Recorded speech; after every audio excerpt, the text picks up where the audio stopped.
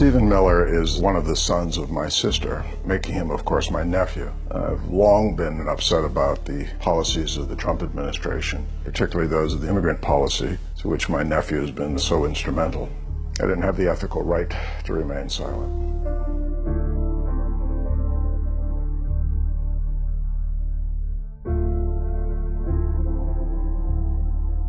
What would Stephen Miller's fate have been had the policies he so coolly espouses now been in effect in 1903 and 1906?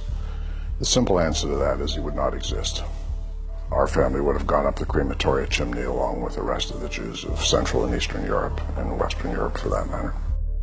The Glosser family originated as far back as we can trace from the little townlet of Antipol, which was then in the Russian Empire. And my ancestors, like most Jews in that area, were dirt poor. At that time in the Russian Empire, Jews were subject to an increasingly hostile environment: murder, theft, rape, mutilation.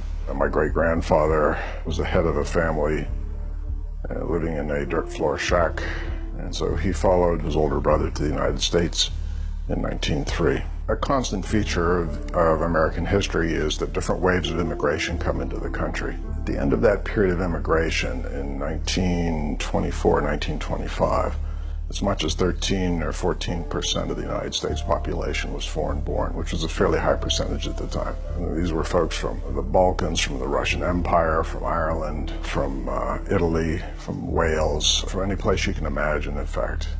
And on the other coast from China and Japan. Unfortunately, one of the other elements that's a constant feature of American life has been what could be politely called tribalism, in which people identify with their own ethnic group and regard themselves as being the only genuine members of society.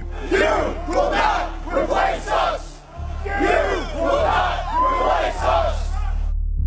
If you take a look at the newspapers of the day, you see reference to the new immigrant groups as being slime, thieves, terrorists, drunkards, murderers, etc. Almost exactly the same rhetoric which is expressed by our president. They're bringing drugs, they're bringing crime, they're rapists, and some, I assume, are good people. A certain group of folks in the country feel that they've been left behind by the 21st century, whose industrial jobs have disappeared suddenly, who find themselves not having had an increase in their wages or their standard of living since the early 1970s. The normal expectations that they had had were overwhelmed by rapid changes in the economy and in society, which nobody could have foreseen, really. So now Mr. Trump wishes to blame immigrants for this catastrophe. And he does so by stirring up fear and hatred among people who have been displaced.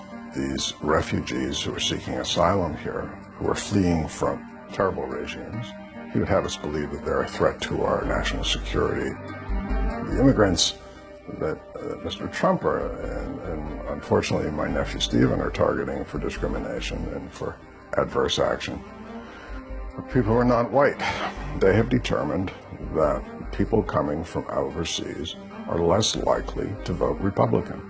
They're not buying homes in Princeton, they're not sending their kids to private school, they're not shopping at Whole Foods, they're not frequenting the fine restaurants of the region. These are people who are just barely able to scrape by.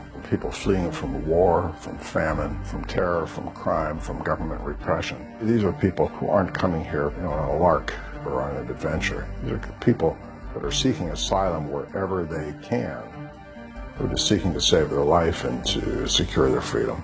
The fact is, the United States is really good at absorbing immigrants, as we can demonstrate very easily by asking anybody you meet on the street where their family came from originally.